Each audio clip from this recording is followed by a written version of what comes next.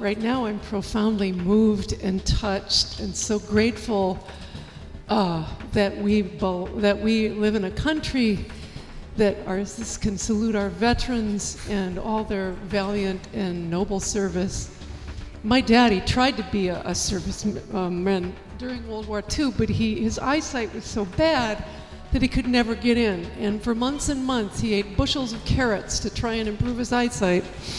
And although it did, it never took him beyond the place where he could be part of the military service.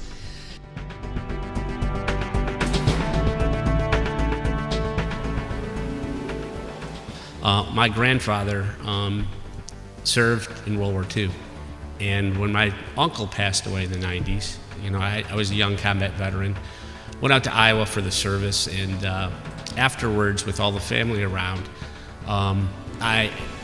my grandfather asked me how was combat in Desert Storm, and we got to talking, and I asked him how was combat in World War II, and he said D-Day was hell.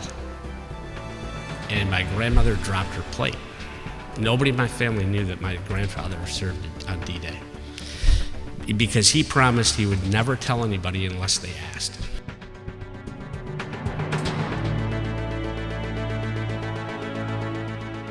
Everybody expected it.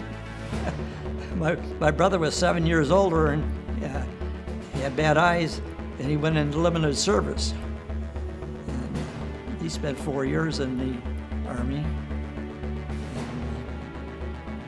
He lucked out. He was running a post gymnasium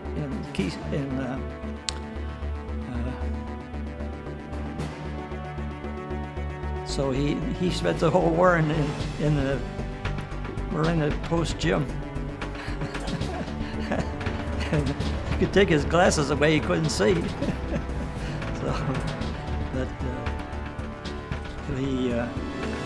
He was a great ball player. All the fellows were in his outfit were professional baseball players. I grew up hearing the stories of my father. My father was a World War II veteran. He served in Europe, was part of Eisenhower's command. He came across the beaches of Normandy, not during the D-Day invasion, but a couple months afterwards, but talked about the vivid stories of going across France in a very war-torn country. He did have a very positive experience, though. He met a beautiful French woman while he was there, fell in love, and married, and that's my mother. So my mom is a war bride.